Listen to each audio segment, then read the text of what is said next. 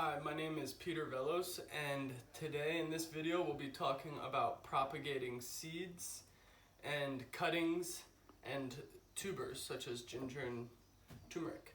So I'll start out with the seeds. Of course, you could buy seeds. You want to select seeds that will do well in the environment that you live in and with the amount of sun and heat and water that you've got. So here's some seeds that we've bought in the past. Another thing that you could do is propagate from the actual fruits themselves. So with a pepper, you could just cut it in half and then you could just scoop out the seeds. You would want to, with a pepper, you want to let the seeds dry. With a lot of them, you'll want to store them dry. Then similar with a tomato, you could just cut into it, find the seeds, separate them from the rest of the fruit. That way you could still use the tomato for cooking. And then once you find the seeds, you're going to want to rinse them off with water to get the pulp off of them. And then you're going to want to let them dry as well. So then we have papaya seeds here, which you could just cut a papaya in half and scoop the seeds straight out. We've got some Cuban oregano here, which you could just take a nice cutting, pull off the leaves like this, and then stick it into water like this one here.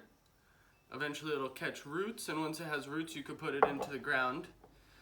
So then with stuff like ginger and garlic and turmeric is really easy because you could see all these little new growing points. You just want to break the plant into a couple, and then you'll want to plant it about maybe 2 inches under the soil. And then same with turmeric, you'll want to break it into smaller individual pieces that you could just stick in the ground. And then with garlic, you want to remove the individual cloves from the bunch of garlic like this. And then you could remove the skin also, which will help. But then you just put your thumb in the soil and stick it in, bottom down, and about 1 inch, and it'll grow from there. Then there's stuff like turnips, which are good to use similar like a potato. And you can just cut the top off and leave a generous amount of the turnip itself and put this into water, and it'll start to set roots, and eventually the green will start to grow, and then you could replant the turnip as well. Finally, we've got sweet potatoes and the brassicas like kale and collards.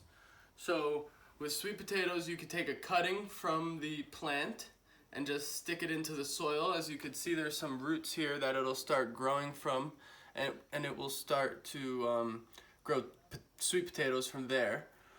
Or you could stick an actual sweet potato into the ground, which is the same way that you could do it with real potatoes, just put them into the ground. And potatoes on the mainland is the perfect time right now because it's spring, and same with all these seeds, it's a perfect time to do all this on the mainland. And all this more tropical stuff is good anytime in the Caribbean, although the spring is especially good for propagating plants in the tropical regions as well. So then here finally with the brassicas like collards and kales, you'll see they have some growing seed pods that look similar to this. And then once you take the seed pods and you bust them up, you will find that inside there are little seeds, and those you could just plant straight from the seed pod as long as they're dried out. Cool, thank you for watching the video. I hope that it was informative. If you have any questions or want to see a follow-up, feel free to post questions in the comments.